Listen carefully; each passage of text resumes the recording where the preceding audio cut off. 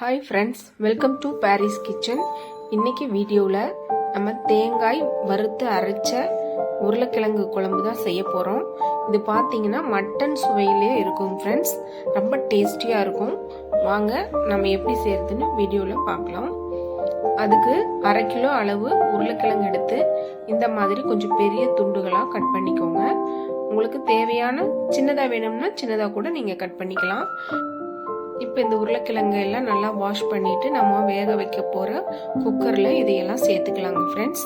இப்போ உருளைக்கிழங்கு மூழ்கிற அளவுக்கு நம்ம தண்ணி சேர்த்துக்கலாம். கூடவே கொஞ்சமாக மஞ்சத்தூளும் கிழங்குக்கு தேவையான அளவு உப்பும் சேர்த்து நம்ம ஒரு 2 விசில் விட்டு வேக வச்சு இதை எடுத்து வச்சுக்கலாங்க ஃப்ரெண்ட்ஸ். நாம இப்ப மட்டன் சுவையில ஒரு குழம்பு செஞ்சு சாப்பிடணும் அப்படின்னு நம்ம நினைச்சோம்னா இந்த மாதிரி செஞ்சு சாப்பிடுங்க, ரொம்ப டேஸ்டியா இருக்கும் ஃப்ரெண்ட்ஸ். இப்ப பாத்தீங்கன்னா உருளைக்கிழங்கு வெந்து வர வரைக்கும் நம்ம அடுத்தது குழம்புக்கு தேவையான பொருட்களை நம்ம ஆயில்ல வறுத்துக்கலாம். இப்ப அடுப்பத்தை வச்சுட்டு ஆயில் சேர்த்து ஆயில் சூடானதுக்கு அப்புறமா 2 பட்டை, 3 கிராம்பு, 1 டீஸ்பூன் அளவு சீரக மிளகு சேர்த்து நல்லா ஆயில்ல வறுத்து விடுங்க.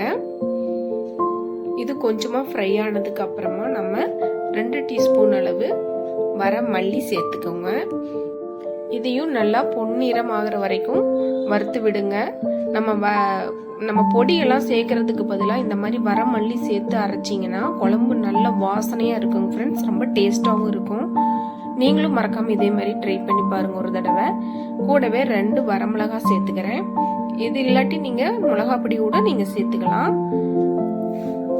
இப்ப இது நல்லா வறுபட்டுருச்சுங்க ஃப்ரெண்ட்ஸ். இப்ப குழம்புக்கு தேவையான அளவு ஒரு 1/2 கப் அளவு நான் தேங்காய் துருவி எடுத்து வச்சிருக்கேன். இதையும் நம்ம நல்லா பொன்னிறம் ஆகிற அளவுக்கு வறுத்து எடுக்கணும் ஃப்ரெண்ட்ஸ். இது அப்ப பாத்தீங்கன்னா அடுப்பு கொஞ்சம் சிமில்ல வச்சுக்கோங்க. நல்லா டைம் எடுத்து நல்லா வறுத்து விடுங்க. ஆயில்ல நல்ல வாசனை வர வரைக்கும் நீங்க நல்லா பொன்னிறம் ஆகிற வரைக்கும் வறுத்து விடுங்க. இந்த நாம வறுக்கிற பதம் தான் குழம்புக்கு நல்ல டேஸ்ட் கொடுக்கும். அதனால நல்லா டைம் எடுத்து சிமில்ல வச்சு கலர் மாறி வர வரைக்கும் வறுத்து விடுங்க. 1/2 டீஸ்பூன் அளவு ரெட் சில்லி பவுடர் சேர்த்துக்கோங்க. நான் இதுல 1 ஸ்பூன் சேர்த்திருக்கேன். இது காரம் அதிகமா இருக்கும். நீங்க 1/2 டீஸ்பூன் சேர்த்தா போதும். ஏற்கனவே 2 வரமிளகாய் வத்தல் சேர்த்திருக்கிறோம், அதனாலதான் சொல்றேன். காரம் அதிகமா தேவைப்படுறவங்க 1 டீஸ்பூன் சேர்த்துக்கோங்க. அது இல்லாம மட்டன் மசாலாவும் சேர்க்க போறோம், அதனால 1/2 டீஸ்பூன் சேர்த்தீங்கன்னா போதுமானதா இருக்கும். இப்போ இது நல்லா வறுத்து எடுத்ததுக்கு அப்புறமா ஆற வச்சுட்டு நம்ம ஒரு மிக்சி ஜார்ல போட்டு இதை நல்லா ஃபைன் பேஸ்டா அரைச்சு எடுத்துட்டு வரலாங்க ஃப்ரெண்ட்ஸ். இதுக்கு தேவையான அளவு கொஞ்சமா தண்ணி சேர்த்துக்கோங்க. இப்போ இதை நல்லா ஃபைன் பேஸ்டா அரைச்சு எடுத்தாச்சுங்க ஃப்ரெண்ட்ஸ். பாருங்க எந்த அளவுக்கு நல்லா அரைச்சு எடுத்துட்டு வந்துருங்க. இப்ப தேவையான அளவு கொஞ்சமா தண்ணி சேர்த்துக்கோங்க. ஏற்கனவே உருளைக்கிழங்குல நம்ம தண்ணி ஊற்றி தான் வேக வச்சிருக்கோம், அதனால கொஞ்சமா தண்ணி சேர்த்து கலந்து விடுங்க. தேவைப்பட்டா நம்ம சேர்த்துக்கலாம். பாருங்க உருளைக்கிழங்கு 2 விசில் விட்டு 3/4 பாதம் நல்லா வெந்து வந்திருக்கு. இதுக்கு கூட நம்ம அரைச்சிட்டு வந்த இந்த பேஸ்ட்டை இதுல சேர்த்துக்கலாம். நம்ம வறுத்து அரைச்ச தேங்காயை இதுல சேர்த்துக்குவோம். கூடவே கொஞ்சமா மிக்சி ஜாரை கழுவிட்டு அந்த தண்ணியும் இதுல சேர்த்துக்கலாம். இப்ப இது எல்லாத்தையும் நல்லா ஒரு தடவை கலந்து விடுங்க. கலந்து விட்டுட்டு இந்த பச்சை வாசனை போற அளவுக்கு நம்ம ஒரு 3 நிமிஷம் நல்லா கொதிக்க விடுவோம் மூடி வச்சு. பாருங்க எந்த அளவுக்கு நல்லா கொதிச்சு வரும்போது 1 டீஸ்பூன் அளவு மட்டன் மசாலா சேர்த்துக்கோங்க. அப்பதான் அதோட டேஸ்ட் உண்மையாலுமே ஒரு மட்டன் குழம்பு செஞ்சா எப்படி இருக்குமோ அதே மாதிரி இருக்கும். கூடவே கொஞ்சம் உப்பு டேஸ்ட் பார்த்துட்டு தேவையான அளவு கொஞ்சமா உப்பு சேர்த்துக்கோங்க. இப்ப இது நல்லா கலந்து விட்டுட்டு மறுபடியும் நம்ம ஒரு 3 நிமிஷம் மூடி வைக்கலாம் ஃப்ரெண்ட்ஸ். இந்த பச்சை வாசனை எல்லாம் போறதுக்காக. குழம்பு திக்கா இருந்தா கொஞ்சமா தண்ணி சேர்த்துக்கோங்க.